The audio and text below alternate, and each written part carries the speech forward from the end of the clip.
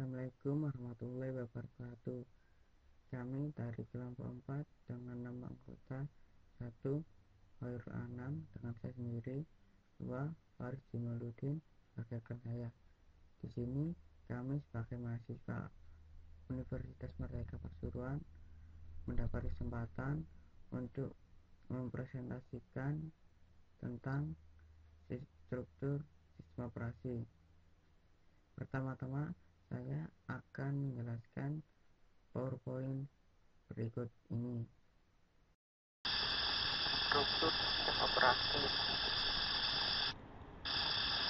Satu komponen sistem operasi terdiri dari beberapa komponen, antara lain manajemen proses, manajemen memori utama, manajemen file, manajemen I/O, manajemen penyimpan header, sistem jaringan, sistem proteksi, dan sistem command interpreter. Manajemen proses. Proses adalah program yang sedang dieksekusi. Sebuah proses memerlukan sumber daya tertentu seperti waktu, CPU, memori, file, dan perangkat I/O untuk menyelesaikan tugasnya. Untuk mengatur proses yang ada, sistem operasi bertanggung jawab pada aktivitas-aktivitas yang berhubungan dengan manajemen proses berikut: A. Pembuatan dan penghapusan proses yang dibuat oleh user atau sistem. B. Menghentikan proses sementara dan melanjutkan proses. C. Menyediakan kelengkapan mekanisme untuk sinkronisasi proses dan kompilasi proses. Manajemen memori utama. Memori utama atau biasanya disebut dengan memori adalah sebuah array besar berukuran word atau byte.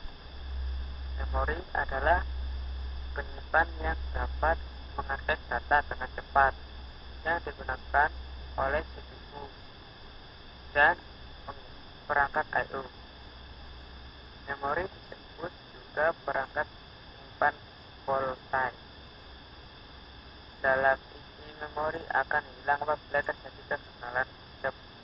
Untuk mengatur memori, sistem operasi bertanggung jawab pada aktivitas manajemen memori tersebut. A. Menjaga dan memelihara bagian-bagian memori yang sedang digunakan dan dari yang menggunakan. B. Memutuskan proses-proses mana saja yang harus dipanggil ke memori jika tersedia ruang memori. C. Mengalokasikan dan mendealokasikan ruang memori jika diperlukan. Manajemen file. File adalah kumpulan informasi yang berhubungan dan dikomunikasikan oleh siswanya.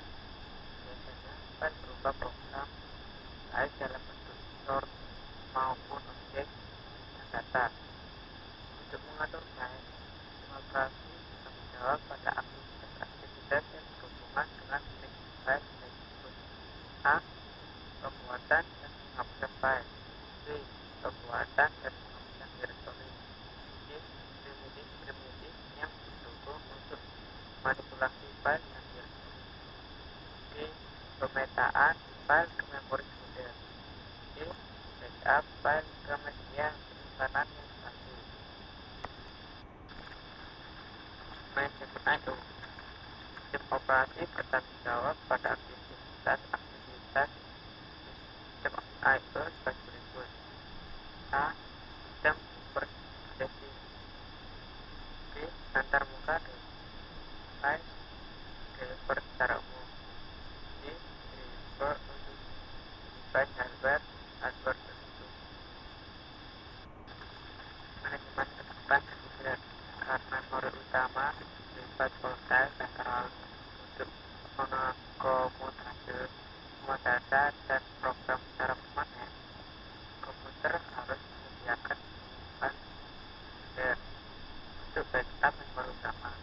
Beberapa sistem komputer modern menggunakan disk untuk menyimpan online baik program maupun data. Sistem operasi bertanggung jawab pada aktivitas yang disebut dengan penyimpan sekunder tersebut: A.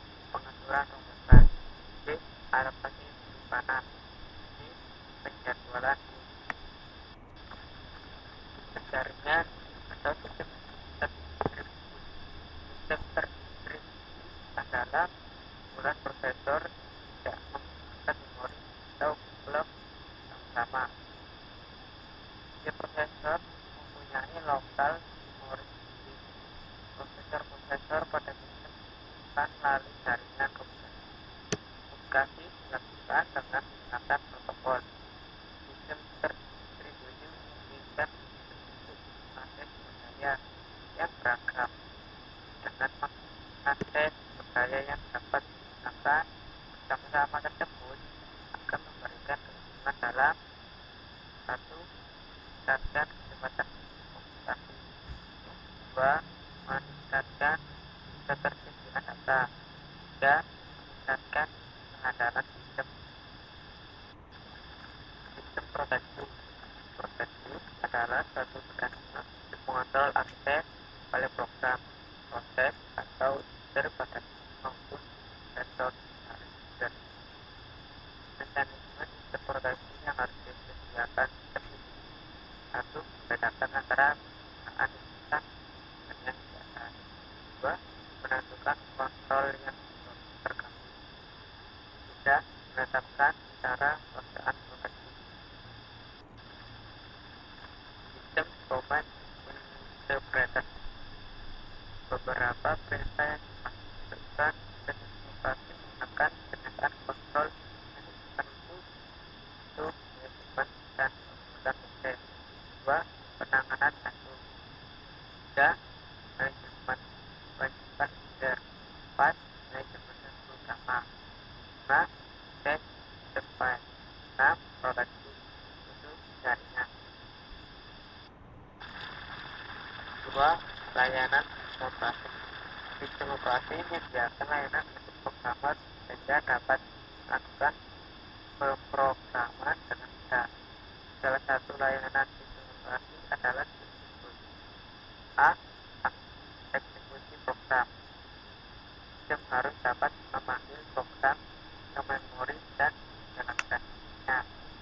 Program tersebut harus dapat mengakhiri eksekusinya dalam bentuk normal ataupun abnormal di operasi-operasi I/O. Pada saat running program kemungkinan bukan itu, mungkin berupa file atau peralatan itu. Agar efisien dan aman, maka user tidak boleh mengontrol I/O secara langsung. Pengontrolan dilakukan oleh sistem operasi.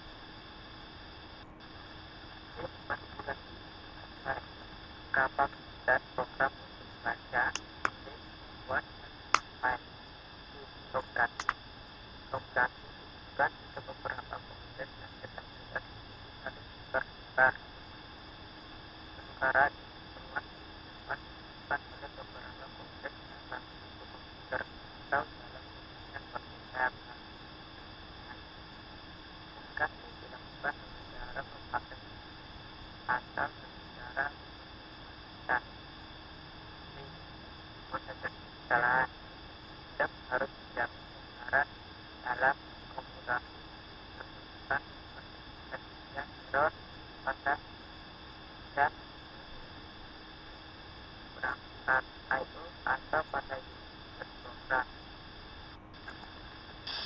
Beberapa fungsi tambahan yang ada tidak digunakan untuk mati user, tetapi lebih digunakan untuk menjamin operasi sistem yang efisien, yaitu satu, mengalokasikan sumber daya atau resource. Sistem harus dapat mengalokasikan resource untuk banyak user atau banyak job yang dijalankan dalam waktu yang sama. Dua, akuntansi. Sistem membuat catatan daftar beberapa resource yang digunakan user dan resource apa saja yang dilakukan untuk menghitung secara statistik akumulasi penggunaan resource. Tiga, proteksi. Sistem operasi harus menjamin bahwa semua akses ke resource terkontrol dengan baik. Tiga, sistem call. Sistem call menyediakan antar muka antara program yang sedang berjalan dengan sistem operasi.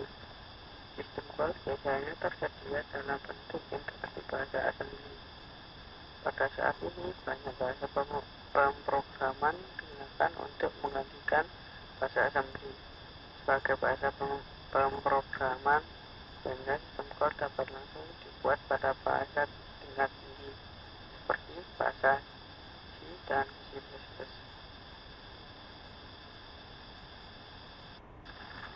Terdapat 3 metode yang umum digunakan untuk melewatkan parameter antara program yang berjalan dengan sistem operatif, yaitu 1. Melewatkan parameter melalui register.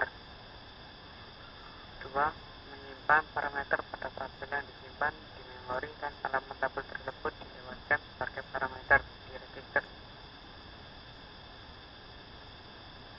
Push atau menyimpan parameter ke stack oleh program dan pop mengambil isi stack yang dilakukan oleh operasi.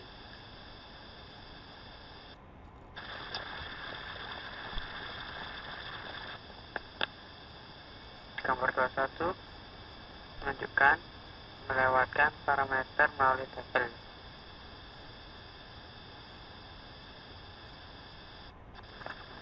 Pada dasarnya, sistem call dapat dikelompokkan dalam 5 kategori, seperti yang dijelaskan pada subplot di bawah ini. 3.1 Kontrol proses. Hal-hal yang dilakukan adalah 1. Mengakhiri atau end dan membatalkan atau abort. 2. Mengambil atau load dan eksekusi atau execute. 3. Membuat dan mengakhiri proses. 4. Menentukan dan mengeset atribut proses. 5. Menunggu untuk waktu. 6. Menunggu untuk event dan signal event. 7. Mengalokasikan dan membebaskan memori. Untuk selanjutnya, presentasi akan dilanjutkan oleh rekan saya, Faris Dimauludin. Terima kasih.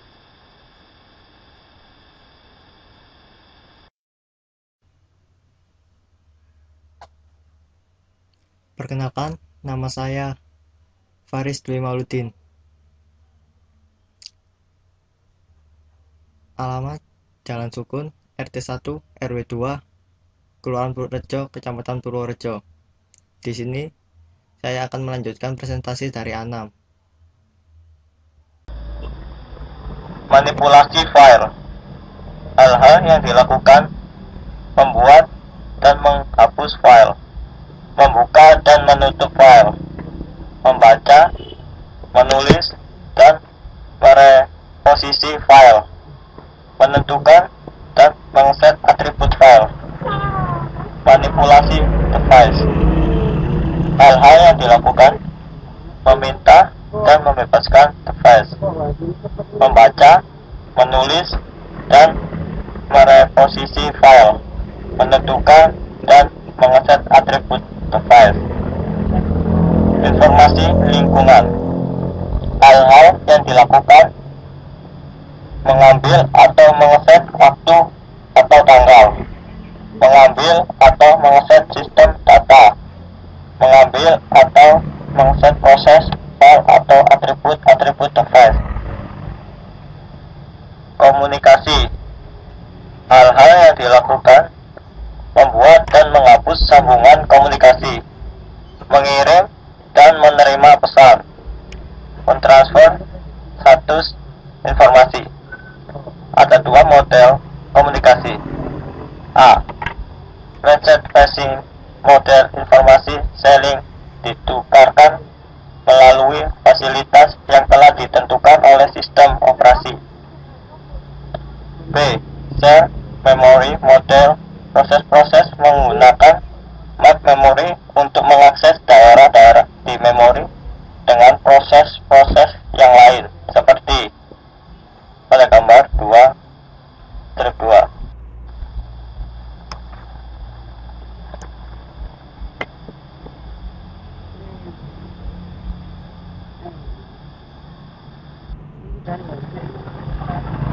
Sistem program. Sistem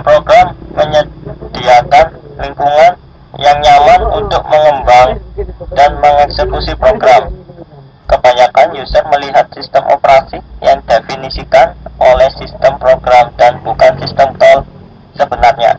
Sistem program adalah masalah yang relatif kompleks, namun dapat dibagi menjadi beberapa kategori, antara lain: A. Manipulasi file, meliputi membuat, menghapus, mengcopy, rename, print, dump, list pada file, dan directory. B. Status informasi, meliputi tanggal, waktu, atau jam, menit, detik, menggunakan memori atau disk space kebanyakan user. C. Modifikasi file, ada beberapa editor yang sanggup digunakan sebagai sarana untuk menulis atau memodifikasi file yang tersimpan dalam disk atau tape. D. Bahasa pemrograman yang mendukung, meliputi compiler, assembler, dan interpreter untuk beberapa bahasa pemrograman seperti Fortran, COBOL, Pascal, Basic, C, and Lisp. E. Pemanggilan dan eksekusi program. Pada saat program dikompil, maka harus dipanggil ke memori untuk dieksekusi. Suatu sistem biasanya memiliki absolute loader, melokasikan loader, linkage editor, dan overlay loader. Juga dibutuhkan debugging sistem untuk bahasa tingkat tinggi. F. Komunikasi, sebagai mekanisme untuk membuat hubungan virtual antara proses user dan sistem komputer yang berbeda. D. Program-program aplikasi, sistem operasi harus menyokong program-program yang berguna untuk menyelesaikan permasalahan secara umum atau membentuk operasi-operasi secara umum, seperti compiler, format teks, paket plot, sistem basis data, spreadsheet, paket analisis, statistik, dan games. 5. Struktur sistem operasi. Sistem komputer modern yang semakin kompleks dan rumit memerlukan sistem operasi yang dirancang dengan sangat hati-hati agar dapat berfungsi secara optimum dan mudah untuk dimodifikasi. Struktur sistem MS-DOS. Atas jumlah sistem komersial yang tidak memiliki struktur yang cukup baik. Sistem operasi tersebut sangat kecil, sederhana, dan memiliki banyak keterbatasan. Salah satunya, contoh sistem tersebut adalah MS-DOS. MS-DOS dirancang oleh orang-orang yang tidak memikirkan akan kepopuleran software tersebut. Sistem operasi tersebut terbatas pada perangkat keras sehingga tidak terbagi menjadi modul-modul.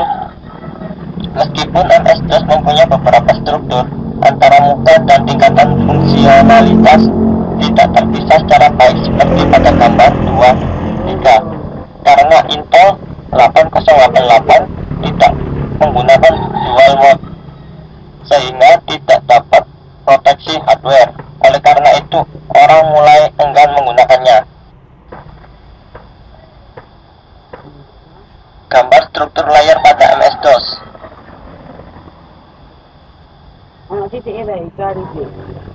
Struktur sistem Unix. Sistem operasi Unix original Unix juga terbatas pada fungsi perangkat keras dan struktur yang terbatas. Unix hanya terdiri atas dua bagian, yaitu kernel dan program sistem. Kernel berada di bawah tingkatan antarmuka, sistem call and di atas. Perangkat lunak secara fisik, kernel ini berisi sistem file, penjadwalan CPU, manajemen memori, dan fungsi sistem operasi lainnya yang ada pada sistem call berupa sejumlah fungsi yang besar pada satu level. Program sistem meminta bantuan kernel untuk memanggil fungsi-fungsi dalam kompilasi dan manipulasi file. Struktur sistem Unix dapat dilihat pada gambar 23. Gambar struktur sistem Unix. Pendekatan terlapis, layer approach. Teknik pendekatan pendekatan terlapis pada dasarnya dibuat dengan menggunakan pendekatan top-down. Semua fungsi ditentukan dan dibagi menjadi komponen-komponen. Modularisasi sistem dilakukan dengan cara memecah sistem operasi menjadi beberapa lapis atau tingkatan. Lapisan terendah, layer 0, adalah perangkat keras, dan lapisan teratas, layer N, adalah user interface. Dengan sistem modularisasi, sistem lapis mempunyai fungsi operasi tertentu dan melayani lapisan yang lebih rendah.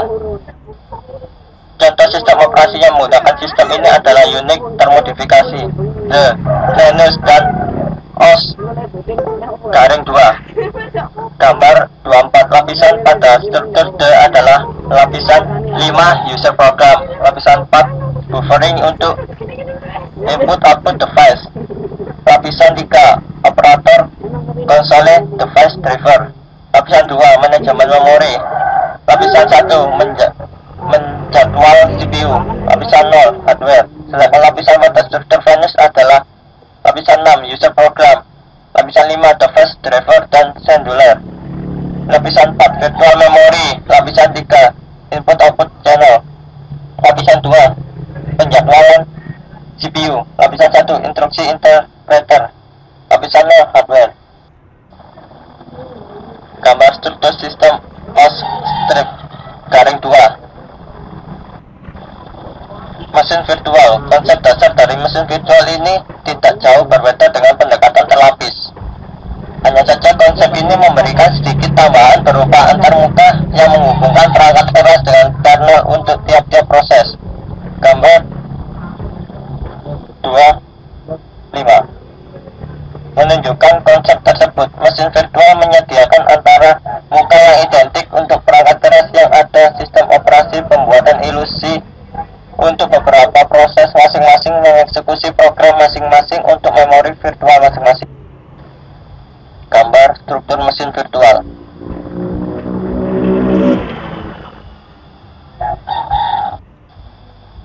Keuntungan dan kerugian konsep mesin virtual adalah sebagai berikut. Konsep mesin virtual menyediakan proteksi yang lengkap untuk sumber daya sistem sehingga masing-masing mesin virtual dipisahkan mesin virtual yang lain. Isolasi ini tidak memperbolehkan pembagian sumber daya secara langsung.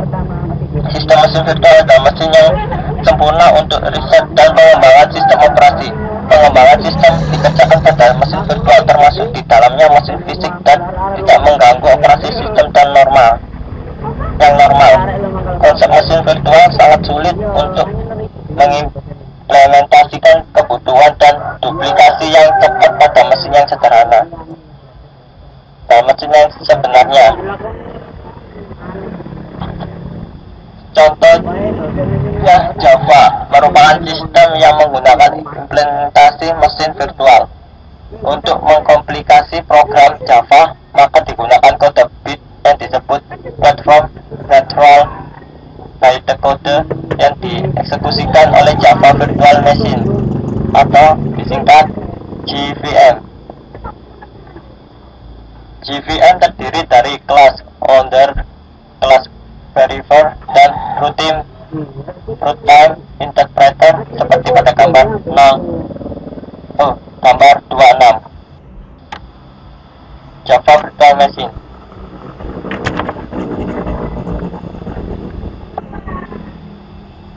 Sekian dan terima kasih.